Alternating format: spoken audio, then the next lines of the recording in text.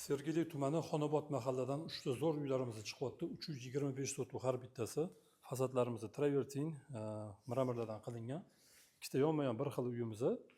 Bunisi klassik uslubida qurilgan, oppoq fasadli.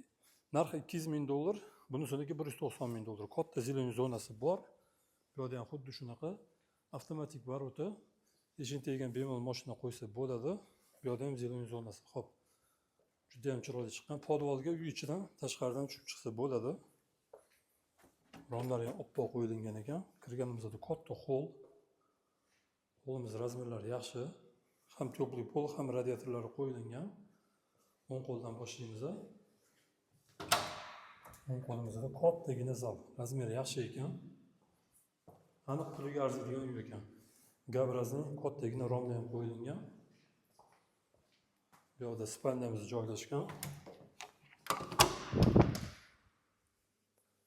Orqada ham hovli bor, kattagina. Birinchi qavat uchun umumiy yuvinish xonasi. Hop, bu yerda oshxonamiz joylashgan.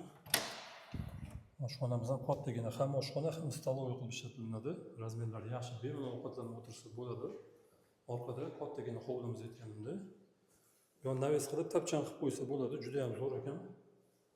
Orqa hovli bo'lgani yaxshi baribir. Ikkinchi qavat ko'tarilamiz. Ikkinchi qavat ko'tarildi. Tepada 3 ta xona. Birinchi terrasasidan boshlaymiz. Kattagina balkon.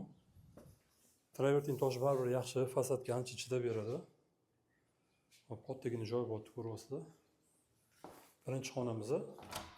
Ota-onaga mo'ljallangan spalnya.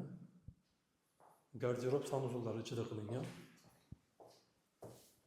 Shuna kirganimizda birinchi garderobning chetga shkol bezatiladi. Sanuzulga kiramiz. Vanna. Hop. Keyingi xonaga o'tamiz. Oynasi juda ham katta ekan, yorug'lik tushishi haqiqatan zo'r. Bu yerda to'g'rida yana bitta katta xonamiz. Xolisida zal, xolisida spalnya ishlatsa ham bo'ladi. Bu yerda ham Gabrazning kattagina romni qo'yilgan. Hop. Детский spalnyamiz. Bu yerda umumiy yuvinish xonasi ikkinchi qavat uchun. O'shanda uyimizda 3 ta sanuzul bo'ldi. Tashqarida bitta hojatxonasi bor. Podvalga tushamiz. Podvalga tushganimizda qaraydi, to'g'rida hovlidan tushib chiqadigan eshigimiz.